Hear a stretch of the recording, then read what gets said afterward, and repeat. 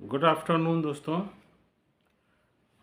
आज आपको एक स्किन की ऐसी प्रॉब्लम पे डिस्कस करते हैं जो बहुत कॉमन है और सबसे ज़्यादा ये प्रॉब्लम लेडीज़ में दिखाई देती है।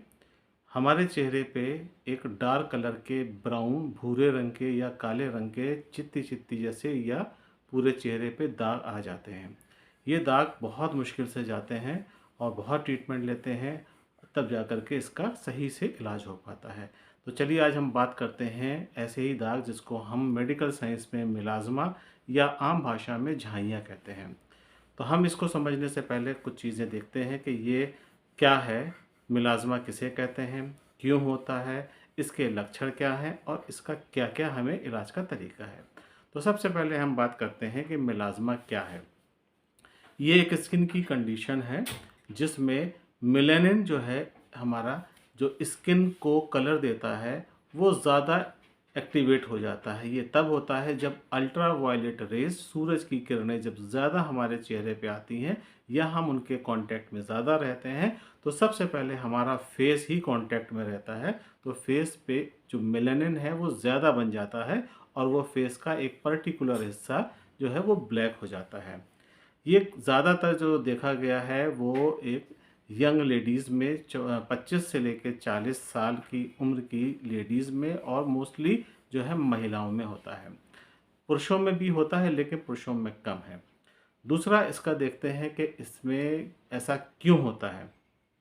तो इसका ये है रीज़न, अगर देखें तो सबसे पहला रीज़न आता है कि जब ऐसा व्यक्ति या ऐसी लेडी अल्ट्रा वायलेट रेज या सूरज की किरणों में ज़्यादा कांटेक्ट में रहती हैं, तो वो फेस उनका जो है मेलानिन ज़्यादा बनाता है, जिसके कारण वो एरिया ब्लैक हो जाता है।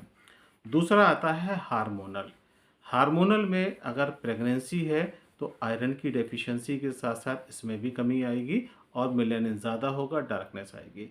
दूसरा होगा, अगर कोई लेडी ओसीपी यानी ओरल कॉन्ट्रासेप्टिव पिल्स अगर यूज़ करती हैं तो उसमें भी इनकी संभावना बढ़ जाती है। और तीसरा आता है थायराइड की बीमारी, जिसको हम हाइपोथायराइडिज्म कहते हैं, उसमें भी ये चीज़ आ जाती है। तीसरा आता है जेनेटिक्स में। जेनेटिक्स यानी कि एक पीढ़ी से दूसरी पीढ़ी में अगर परिवार में एक बहन को या माता पिता में किसी को है तो उनके बच्चों में ज़्यादा संभावना है कि ये मिलाइस्मा ज़्यादा देखने को मिले। फिर आता है कॉस्मेटिक्स का यूज़।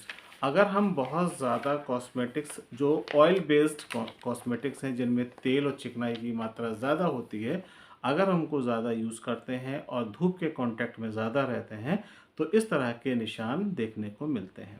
अब आते हैं इसके सिम्टम्स, यानी किस तरह के लक्षण होंगे।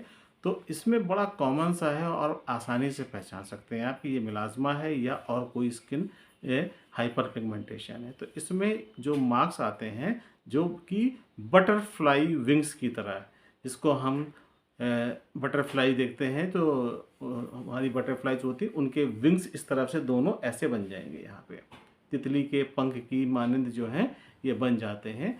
ये इसको हम कहते हैं मिलाज़मा।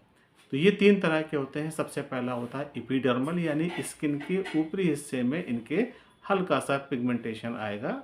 और दूसरा आता है जो आसानी से ठीक हो सकता है, और दूसरा आता है डर्मल, यानी स्किन के नीचे वाला हिस्सा। अगर वो इसमें इफेक्टेड हो गया तो इसमें जो कलर होगा वो बहुत डार्क हो जाएगा, कभी कभी हल्का सा लाइट ब्लू कलर भी शो करता है, ब्राउन और ब्लैक आ जाएगा, जो थोड़ा सा ट्रीटमेंट में देरी लेता है। तीसरा आता है मिक्स्ड। हमारे यहाँ जो देखा जाता है कॉमनली मिक्स टाइप मिलाज़मा ज़्यादा दिखता है। अब हम इसमें क्या ट्रीटमेंट लें, जो सबसे इम्पॉर्टेंट है। तो ट्रीटमेंट में हम आपको जो बताते हैं वो है पूरा घरेलू नुस्खा कि किस तरह से हम इसको ठीक करें। तो सबसे पहला जो हमारा आता है कि हम शहद और नींबू का पेस्ट बना करके इसको फेस पे पूरे लगाएं और उसके बाद 4 से 6 घंटे तक के वेट करें, फिर इसको हल्के गर्म पानी से वॉश कर लें। फिर आता है दूसरा एलोवेरा का जेल। अगर आपके घर में एलोवेरा है तो आप उसको लीजिए, उसका जो है जेल लीजिए और पूरे फेस पे लगा करके रात भर आपको सोना है और सुबह हल्के पानी से, गर्म पानी से धो लेना है। तीसरा आता है टमाटो स्लाइस, यानी टमाटर की छोटी छोटी आप लेयर्स बना करके पूरे फेस में लगा लें, उसको भी कुछ टाइम तक लगाएं और उसके बाद वॉश कर लें। खाने में आपको नॉर्मली सारी चीज़ें लेनी है जो आप खाना खाते हैं, कॉस्मेटिक्स का यूज़ कम करना है। अब इसमें प्रिवेंशन क्या है कि इसकी हम रोकथाम कैसे करें, क्या करें जिससे कि ये हमें ना होने पाए।